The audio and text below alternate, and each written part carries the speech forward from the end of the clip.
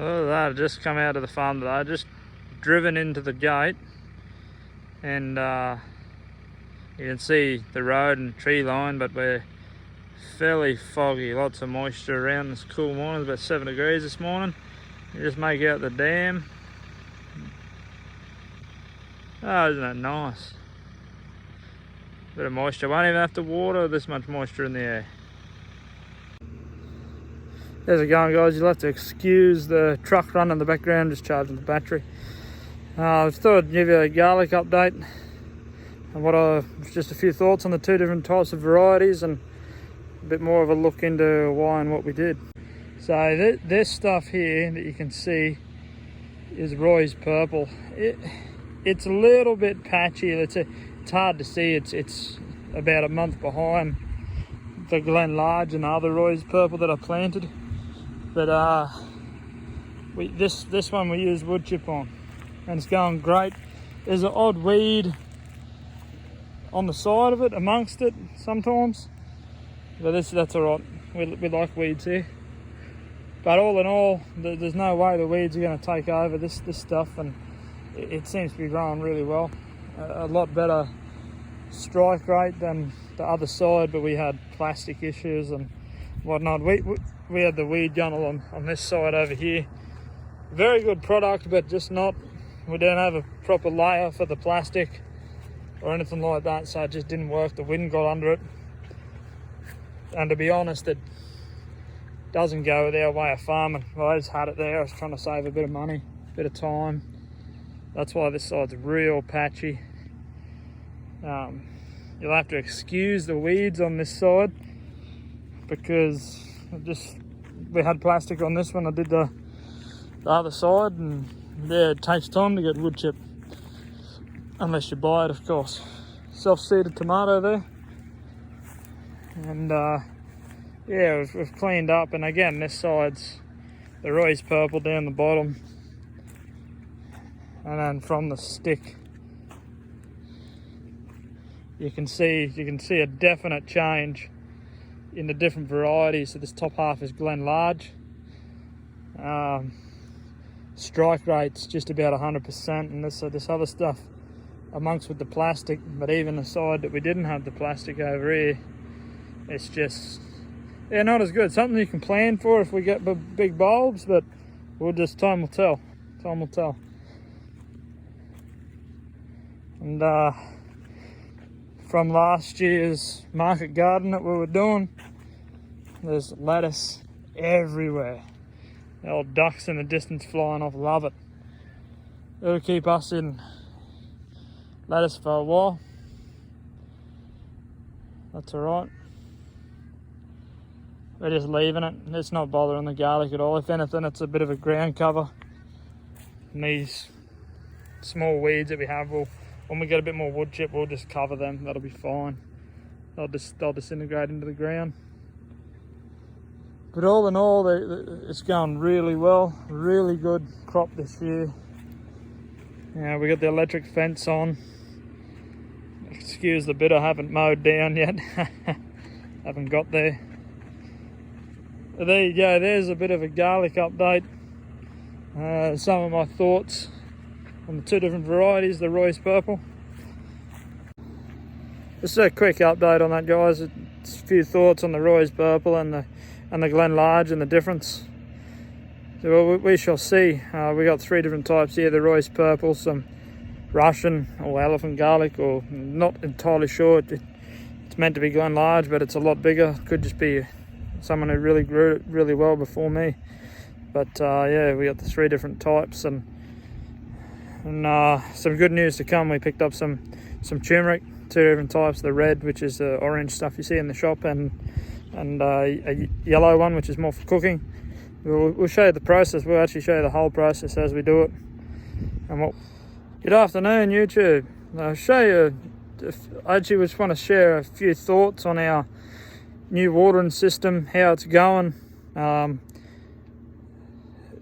given circumstance, we're very high on people. We know that everyone has a different circumstance. Of course, ours is different to everyone else, and what works for us. So just flip the camera around and show you what goes on, and all about the watering system, a few thoughts. So from those 4 solar panels there, so we have sun all day basically to run the pump. The pump's sitting down on the wall. You can just make it up out and under that creamish type colour. We'll go down and have a look. Anyway, it comes up under the ground, 1.5 inch rural poly, and it splits here.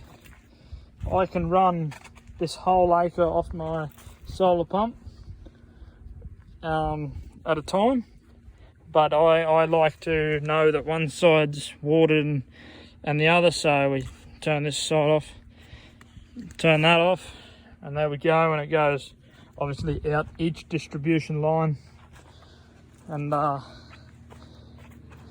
goes down. It's not bad. We've just got it sitting on top of the ground, that way we can move it whenever we want to get in and do some work on the ground with the tractor, like micro tillage. But yeah, it comes down. I'll just show you what we've got. There's a few different ways to irrigate. Obviously we get really hot summers here, 40 degrees, and you go through water a lot quick with sprinklers. So I just use, I got my kids have left this out, but that's okay. Shows you what it is. It's T-tape, comes flat, the water goes through it and pops it up like that. And it has emitters. If you can make out that little slit, if the camera will focus, that's where the water comes out. And these are obviously for the garlic emitters, 1.5 inch poly rural. They go in with a grommet. They call it a top hat grommet, rubber grommet. And then this fitting that goes onto your T-tape, he just has a barb on this side. You just push it in with the right drill bit, of course, so it's got a good crush on the tube.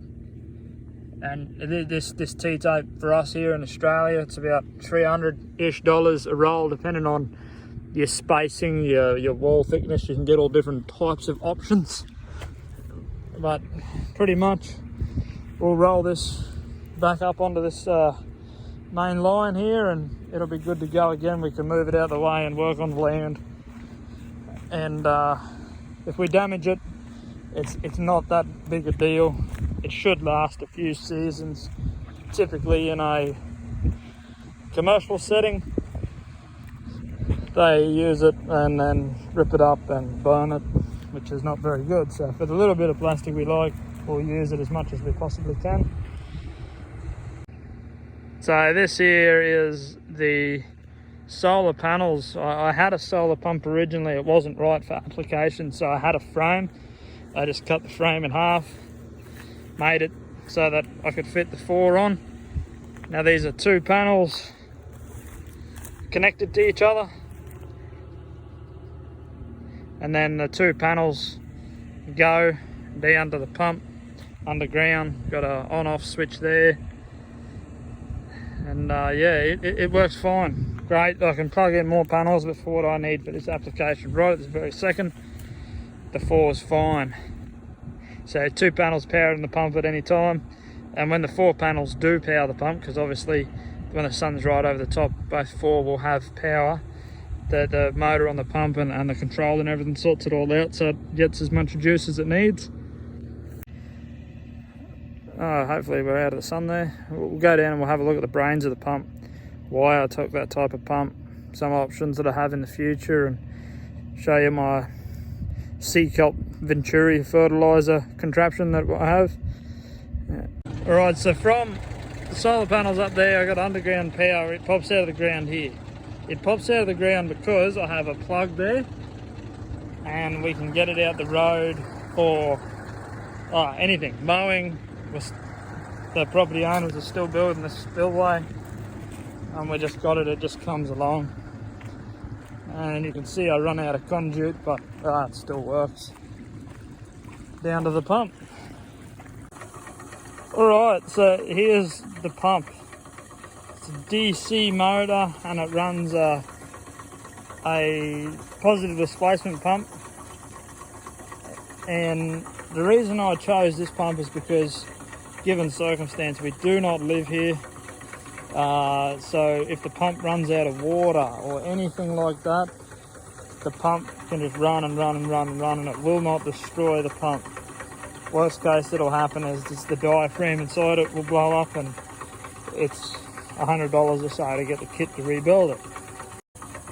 So yeah, the pump is supplied by Mob in South Australia. I'd been looking for a pump that I could just turn on and walk away from for a year or so, year and a half-ish. I always wanted it to be fully automated as much as possible. So I think it's Solar Water Pumps Australia in South Australia. They built this pump to suit. They can build anything. Primarily they do stock watering and water transfer, because that's essentially what this pump is. But for drippers, they've done some vineyards, and now they've done my micro farm, and it's great. I can just turn it on or off. I have a speed controller if I have less or more area planted. Nice cover, comes as a nice little kit, looks great. And just a suction pipe. Suction's good, up to 6 meters, reliable suction. There is some contraptions you can buy off them to make it so that, you know, it basically trickle feeds the foot valve, so you've got water there to suck up. Alternatively, you can float it out on a dam on a float. They sell them too, or you can do whatever you like. That's what I'd like to do in the future. And it just goes up there. I actually just leave this one running because I'm circulating the water in the dam. It's going through our negative water contraption, bunch of magnets meant to make negative water. With solar pumps designed to run all day, every day. So just turn that tap there, and we just go back in the dam, just circulates it, see if this contraption actually works. And I just got a tap to isolate to go up the hill to everything. So that's pretty good. Works great. Very happy with it. Very, very happy with it. I just got a Venturi system set up on the other side of the sucker. Turn the tap on, you can suck through microorganisms and sea kelp and things like that, which is what we use. And oh, look at that. Whole heap of native bees around. Look at them go. Yeah, I don't know what they're eating. They must like something in here. Getting sugar syrup off that sticker because it's made out of starch. Blue is. Well, anyway. So yeah, there you go. That's my application. Like I said, I don't live on the farm. I can turn this on, leave it on for a couple of days if I need a lot of water. One day if I need not so much.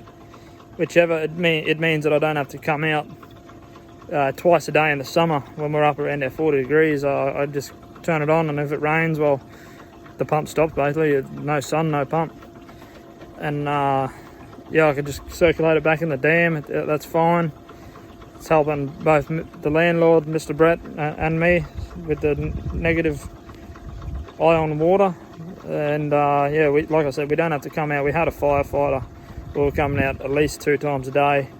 Not that it's very far away. We're only 15-20 minutes up the road back to where we live, and it's just very practical, very, very easy system to use.